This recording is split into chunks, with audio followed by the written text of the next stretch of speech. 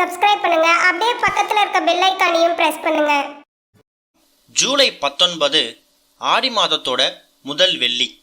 உங்க வீட்டோட பூஜை அறையில இந்த 2 தானியங்களுக்கு மேல ஒரே ஒரு விளக்கை ஏற்றி வச்சா போதும், கண்டிப்பா உங்களை தேடி பணம் வரும். அது என்ன விளக்கு அப்படிங்கிற பத்தி தான் இந்த பதிவுல பார்க்க போறோம். இப்ப என்ன விளக்கு அப்படிங்கிற பத்தி தெரிஞ்சுக்கலாம். ஆடி மாதம் அப்படிங்கிறது பொதுவாகவே ரொம்ப சிறப்பான மாதம் தான். ஆடி மாதம் அம்பாளுக்கு உரிய மாதம். ஆடி மாதத்துல வரக்கூடிய ஆடி செவ்வாய், ஆடி வெள்ளி, ஆடி ஞாயிற்றுக்கிழமை, இது மூணுமே ரொம்ப ரொம்ப விசேஷம். ஆடி மாதம் ஆரம்பிக்கக்கூடிய இந்த வாரம் முதல்ல வரக்கூடியது ஆடி வெள்ளி தான். அதனால 2024 வருஷம் ஆடி மாதம் மொத்தமா 5 ஆடி வெள்ளி வருது. அது என்னன்னைக்கு அப்படின்னு பார்த்தீங்கன்னா July 19, July 26, August 2, August 9, August 16. இந்த கிழமைகள் எல்லாமே ஆடி மாதத்துல வரக்கூடிய ஆடி வெள்ளி. அதுலயும் ஆகஸ்ட் 16ஆம் தேதி வரக்கூடிய அந்த வெள்ளி கடை வெள்ளி. அன்றைய தினம் வரலட்சுமி விரதமும் இருக்கு. இப்ப நம்ம சொல்லக்கூடிய இந்த ஒரு தீபத்தை உங்க வீட்டோட பூஜை அறையில ஒரு வெள்ளிக்கிழமையை நீங்க ஏத்திட்டு வரலாம். அதுவும் குறிப்பா ஆடி மாதத்தோட முதல் வெள்ளி பிரதோஷத்தோட சேர்ந்து வர்றது கூடுதல் சிறப்பு. சனி பிரதோஷம், சனி மகா பிரதோஷம் எந்த அளவுக்கு விசேஷமோ அதே அளவுக்கு வெள்ளிக்கிழமையில வரக்கூடிய பிரதோஷமும் ரொம்ப ரொம்ப சிறப்பு. நமக்கு இருக்கக்கூடிய தோஷங்கள், பிற தோஷங்கள், நம்ம வாழ்க்கையில் இருக்கக்கூடிய கெட்டது எல்லாத்தையும் விளக்கக்கூடிய ஒரு அற்புதமான ஒரு தினம் தான் பிரதோஷ விரதம். பிரதோஷ விரதத்துல யார் ஒருத்தவங்க சிவபெருமானை வணங்குறாங்களோ அவங்க வாழ்க்கையில் இருக்கக்கூடிய எல்லா விதமான துன்பங்களும் நீங்கும் அப்படிங்கிறது ஒரு பெரிய நம்பிக்கை. அப்பேற்பட்ட சக்தி வாய்ந்த பிரதோஷம் ஆடி வெள்ளி அன்னைக்கு வர்றது ரொம்ப ரொம்ப விசேஷம். அதனால அன்றைய தினம் ஆடி வெள்ளிக்காக நீங்க மகாலட்சுமி, அம்பாள், அம்மன், உங்க வீட்டோட குலதெய்வம் இது எல்லாத்தையும் வணங்குறது ஒரு பக்கம் இருந்தாலும் கட்டாயம் நீங்க சிவபெருமான் சிவ வழிபாடு செஞ்சே ஆகணும். உங்க வீடு பக்கத்தில் இருக்கக்கூடிய சிவ ஆலயத்துக்கு போனீங்க அப்படின்னா அங்க பிரதோஷ தினத்துக்கு சிவபெருமானே வழிபட்ட மாதிரி ஆகிடும். அதே நேரம் அங்க கோவில்ல இருக்கக்கூடிய அம்பாள் சன்னதிக்கு போயிட்டு ஆடி வெள்ளிக்காக அம்மனை தரிசனம் பண்ண பலனையும் நீங்க சேர்ந்து பெற்றுட்டு வர முடியும். பிரதோஷத்துக்கு தேவையான எல்லா பொருட்களையும் உங்க கையால வாங்கி கொடுங்க. அம்பாளுக்கு, அம்மனுக்கு தேவையான அபிஷேக சம்பந்தப்பட்ட பொருட்களை கூட உங்க கையால வாங்கி கொடுக்கலாம். ஆடி வெள்ளி நாள் முழுக்க விசேஷம்தான். நீங்க கோவிலுக்கு காலையில 10:30 மணிலிருந்து 12 மணி வரைக்கும் ராகு காலம், அந்த நேரத்தை தவிர எப்ப வேணாலும் போங்க. அதுவும் ஆடி வெள்ளியில மாலை ஒரு 4:30 மணிலிருந்து 6 மணி, இந்த நேரம் பிரதோஷ நேரம். அந்த நேரத்துல சிவபெருமான் கோவிலுக்கு போயிட்டு அந்த அபிஷேக ஆராதனையில கலந்துக்கோங்க. அது இன்னும் புண்ணியம். அது போக இப்ப நம்ம சொல்லக்கூடிய இந்த ஒரு தீபத்தை நீங்க உங்க வீட்டோட பூஜை அறையில வெள்ளிக்கிழமையில வரக்கூடிய சுக்கிரஹோரையில ஏற்றி வைக்கணும். வெள்ளிக்கிழமையில சுக்கிரஹோரை எப்ப வருது அப்படிங்கிறது பல பேருக்கு தெரிஞ்சிருக்கும். தெரியாதவங்களுக்காக இப்ப சொல்றோம். காலையில 6 மணிலிருந்து 7 மணி வரைக்கும், மதியம் 1 மணிலிருந்து 2 மணி வரைக்கும், இரவு 8 மணிலிருந்து 9 மணி வரைக்கும். வெள்ளிக்கிழமைகள்ல இந்த 3 நேரங்கள் தான் சுக்கிரஹோரை நேரம்.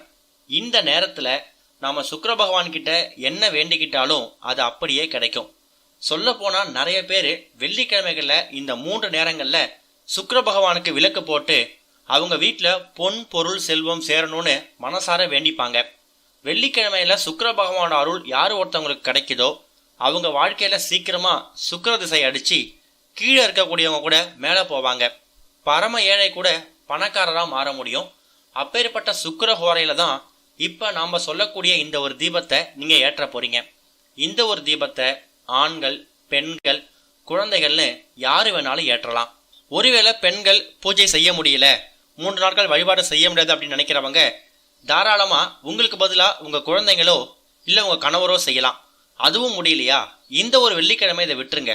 அடுத்து வரக்கூடிய வெள்ளிக்கிழமையில கூட இந்த தீபத்தை ஏற்றலாம். அதுலயும் எந்த தவறும் கிடையாது. இந்த ஒரு தீபத்துக்கு நீங்க மொத்தமாவே 3 பொருட்களை தான் பயன்படுத்த போறீங்க. அது என்னன்னா 2 தானியமும் ஒரு அகல் விளக்கு, கொஞ்சமா நெய். 2 தானியத்துல முதல் தானியம் என்ன அப்படின்னு கேட்டீங்கன்னா வெள்ளை மொச்சை. இந்த வெள்ளை மொச்சை எதுக்காக பயன்படுத்துறோம்? ஆடி வெள்ளி வெள்ளிக்கிழமையில சுக்கிர பகவானுக்கு உகந்த ஒரு நாள். சுக்கிர பகவானுக்கு உகந்த தானியம் இந்த வெள்ளை மொச்சை.